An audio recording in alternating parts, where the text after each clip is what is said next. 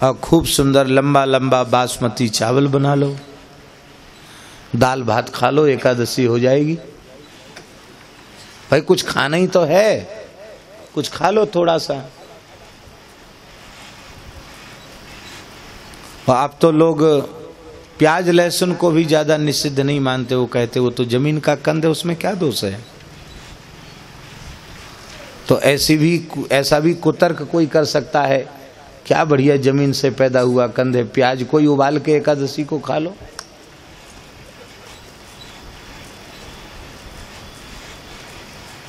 पर नहीं, ये नियम किसने किया कि क्या खाना चाहिए क्या नहीं खाना चाहिए। दिग्देवदत्तम अपिशिंचति पलांडुम, महाभाष्य में प्रयोग है। देवदत्त नामक व्यक्ति को धिक्कार है क्योंकि वो प्याज में जल छोड़ रहा है, प्याज को सींच रहा है। माने प्याज खाना नहीं, प्याज को सींचना भी निंदित है।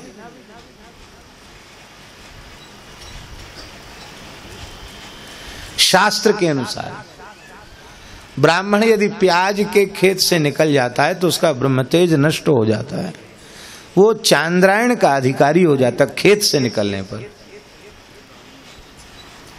उसका कारण यह है कि हमारे ऋषियों ने बहुत अनुसंधान किया है। आहार शुद्धौ सत्व शुद्धि, आहार की शुद्धि का चित्त की शुद्धि से बहुत बड़ा संबंध है। ये प्याज लहसुन आदि जो निषिद्ध पदार्थ हैं, इनमें भले ही लाख गुण हो, सबसे बड़ा दोष है ये भोग की वासना को जगाने वाले हैं। रजोगुण और तमोगुण की वृद्धि करने वाले हैं। और ईश्वर प्राप्ति के पथ पर चलने वाले के जीवन में रजोगुण तमोगुण जितना कम होगा, सात्विकता जितनी आवेगी, उतना अधिक वो आगे बढ़ेगा। तो ये नियम किसके द्वारा किया जाता, क्या खाना चाहिए क्या नहीं खाना चाहिए। अरे तत्र शास्त्रेण धर्म नियम क्रियते, इसलिए लिखते हैं शाली मांसादिन्यपि व्रतयितुम शक्यम। शाली नामक चावल और उर्द, इसके साथ भी व्रत किया जा सकता, लेकिन नहीं, ये चीजें व्रत में ग्राह्य नहीं है। तब क्या बोले, वेद के द्वारा नियम किया जाता है। क्या नियम है बोले, तत्र पयो व्रतो ब्राह्मण, वेद में लिखा है ब्राह्मण व्रत करे तो भारतीय देसी गौ माता के दूध को पी कर ही व्रत करे, उसे फलाहार के नाम पर अन्य चीज नहीं लेनी चाहिए। ये ब्राह्मण के लिए, संत के लिए, विरक्त के लिए नियम है। क्षत्रिय के लिए यवागु व्रतो राजन्य, क्षत्रिय जो है बढ़िया फलाहारी लपसी खा करके, जिसमें घी और थोड़ी शर्करा पड़ी हो, खांड पड़ी हो, ऐसा सुंदर हलवा अथवा लपसी खा करके व्रत करे। अरे बोले भाई, क्षत्रियों के प्रति इतना पक्षपात क्यों? ब्राह्मणों को कह दिया, संतों को कह दिया खाली दूध पी लो एक गिलास, और क्षत्रियों को कहा बढ़िया सुंदर हलवा खाओ। हैं आप लोग हलवा तो समझते ना, सीरा खाओ। और हलवा जैसी ही एक पतली होती है उसको लपसी कहते हैं। लपसी भी जानते हैं ना, क्या कहते हैं लपसी को सिंधी में? हैं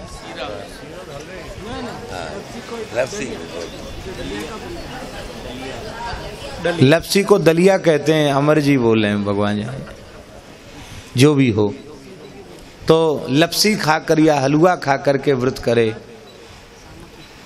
वैश्य को करना हो तो कैसे करे व्रत? बोले तत्र आमिक्षा व्रतो वैश्या, वैश्य को व्रत करना हो तो दूध के छेना की मिठाई खा करके व्रत करे, छेना खा करके व्रत करे, वैश्य के लिए विधि है।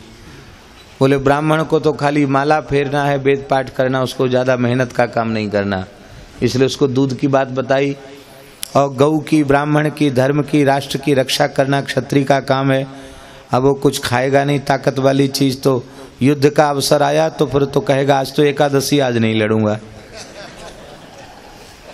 तो प्रजा की रक्षा कैसे होगी? इसलिए उसको विधि बताई कि तुम हलवा खाकर व्रत करो, सीरा खा करके व्रत करो। और वैश्य को भी अपने व्यवसाय में जाना है, गद्दी पर बैठना, दुकान में बैठना है, तो बहुत दूध पिएगा तो लूज मोशन होगा, तो कैसे व्यापार करेगा, हैं?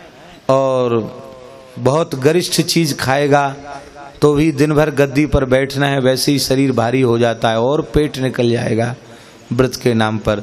तो छेना में ताकत भी होती है और हल्का भी होता है, सुपाच्य भी होता है।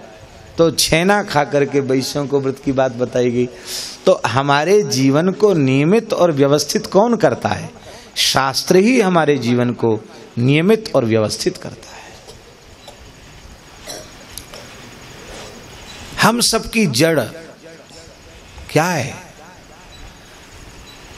हिंदू सनातन संस्कृति एक विशाल वृक्ष के समान है। अनेक संप्रदाय उसकी शाखा प्रशाखा के समान हैं, सभी आचार्य उसकी शाखा प्रशाखा के समान हैं। किंतु इस हिंदू सनातन संस्कृति की जड़ क्या है?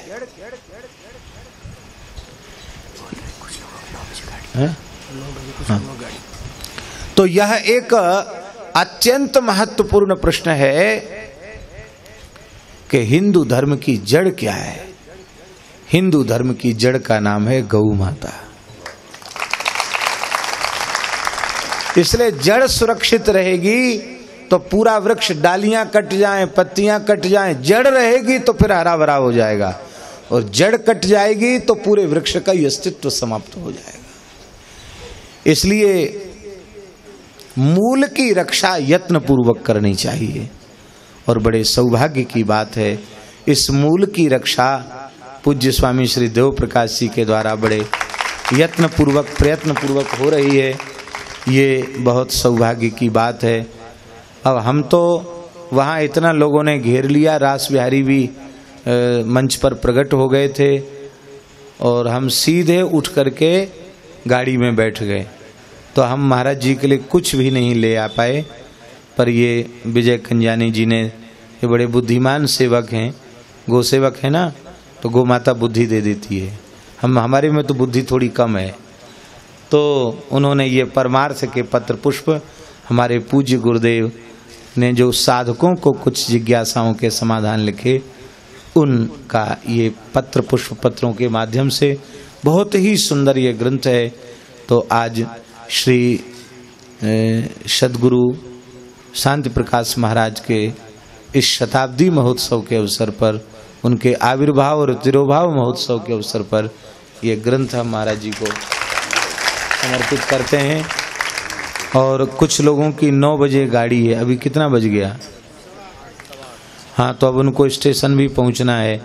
इसलिए हम यही निवेदन करते हुए और हम सब अपनी जड़ को बचावें, ये कहते हुए और यह न्योता देते हुए कि जब भी आप ब्रज में आवें तो एक बार भगवान कृष्ण बलराम की गोचारण स्थली जो जड़खोर गोधाम है उसका दर्शन अवश्य करें।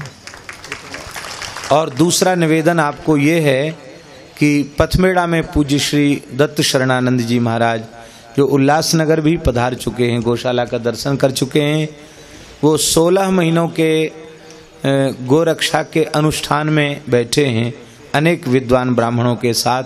वो पूर्ण होगा और 8 अप्रैल से 16 अप्रैल तक गो कृपा महोत्सव वहाँ मनाया जाएगा 2016 में। तो पूज्य महाराज जी के चरणों में प्रार्थना है और पूरी संगत से प्रार्थना है, महाराज जी पूरी संगत को लेकर के वहाँ पधारें। वो गौ माता के लिए बहुत बड़ा कार्यक्रम है। इन्हीं शब्दों के साथ हम भगवान के चरणों में प्रणाम करते हैं। हरि शरणम हरि शरणम। महाराज जी ये हरि शरणम हरि शरणम हरि शरणम हरि शरणम हरि शरणम हरि शरणम हरि शरणम हरि शरणम हरि शरणम हरि शरणम हरि शरणम हरि शरणम हरि शरणम हरि शरणम हरि शरणम हरे शरणं हरे शरणं हरे शरणं हरे शरणं हरे शरणं हरे शरणं हरे। ओम सतनाम साक्षी जय श्री कृष्ण।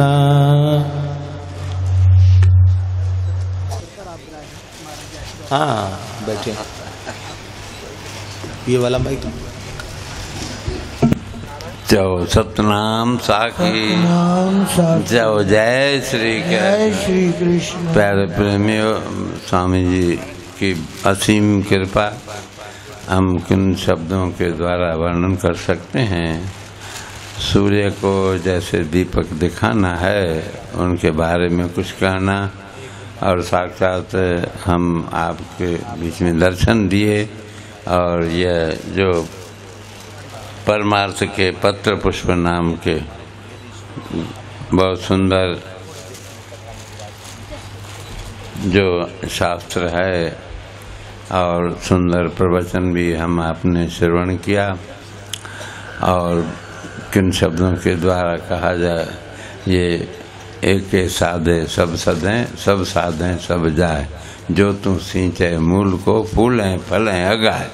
तो हम आप सभी आशीर्वाद मांगते हैं कि हम मूल को सुरक्षित रख सकें।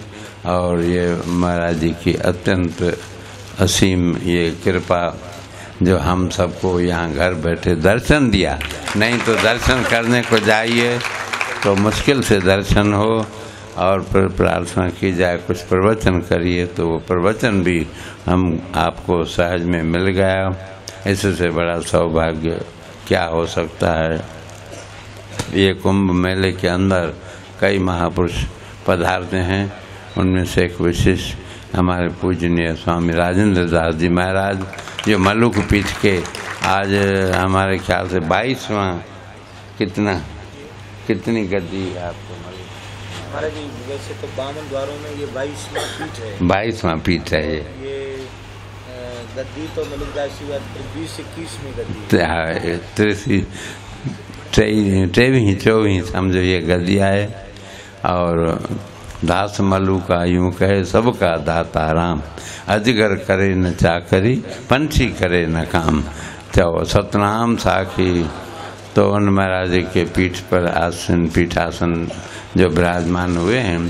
श्री वृंदावन में भी सुंदर स्थान है, वहाँ भी दर्शन किया। और झारखंड में भी जो बहुत विशाल गौशाला है, ये भी चला रहे हैं। और आप सबका सहयोग है, प्यार है, तभी ये महापुरुष पधारते हैं और दर्शन देते हैं। नहीं तो उनका दर्शन भी दुर्लभ होता है ये कुंभ मेले के वजह से। और ये सुंदर गुरु महाराज का 109वां ये जो वार्षिक उत्सव भी है, जन्म उत्सव भी अभी, और जन्म उत्सव है 108 संपन्न हुआ, उसके बाद 109 में। और पहले भी उल्लासनगर भी पधारे हैं। हम कई प्रकार से अयोग्य हैं, सेवा नहीं कर पाए, कई बार प्रोग्राम बना भी, लेकिन फिर कई कारणों के कारण कैंसिल भी हो जाता है। लेकिन महाराज जी की इतनी अपार आशीषा हमारे ऊपर है, सहज आकर के दर्शन भी दिया। और ये साथ साथ में प्रवचन भी सुनने को हम आपको मिला। महाराज जी की बार बार वंदना है। और हम किस शब्दों के द्वारा कह सकते हैं, ये हमको तो शक्ति नहीं है, फिर भी अपनी करुणा के कारण, अपनी दयालुता के कारण पधार करके हम आपको उपदेश दिया। बहुत सुंदर जीवन में अपनाने लायक है।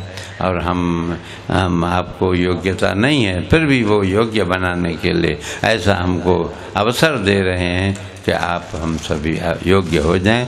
और महापुरुष हम पात्र तो नहीं बन सकते, लेकिन पुत्र बन सकते हैं। इस नाते कुछ हम आपको ले सकते हैं। कुछ बार बार वंदना है। मैं और कुछ न कह करके अपनी वाणी को इतने अक्षरों के अंदर पूरी मंडली के साथ पधारे हैं, उनको बार बार वंदना कर सकते हैं। बोल गुरुदेव भगवान की जय, बोल गंगा गोदावरी मैया की जय, बोल त्र्यंबकेश्वर भगवान की जय, अखिल विराट रूप में भगवान की जय। यहाँ पर दर्शन प्रेम प्रकाश मंडल की जय। जो कुछ किसी प्रकार की त्रुटि हो सकती है बार बार हम क्षमा मांगते हैं, और सभी संगत को भी हम क्षमा मांगते हैं। किसी प्रकार किसी को कष्ट हुआ हो उसके लिए बार बार वंदना। बोल गुरुदेव भगवान, बोल बांके बिहारी लाल की जय, जय श्री राधे श्याम, जय जय श्री राधे श्याम, जय जय श्री राधे श्याम। श्री वृंदावन धाम सखियो यही तो है वृंदावन। बोल सत्य सनातन धर्म की जय हो, अधर्म का नाश हो, प्राणियों में सद्भावना हो, विश्व का कल्याण हो। हर हर महादेव की जय। बोले वृंदावन बिहारी लाल की जय, श्री सद्गुरुदेव भगवान की जय। आज अत्यंत ही सौभाग्य की बात है, आज इस प्रांगण में गुरुदेव भगवान के समक्ष हमारे वृंदावन से महाराज जी पधारे। महाराज जी के हम अत्यंत आभारी हैं। और जरखोर गौधाम वृंदावन में जो भरतपुर की तरफ पड़ता है, 2016 में 2 मार्च से 8 मार्च तक पूजनीय महाराज जी की गौ भागवत है।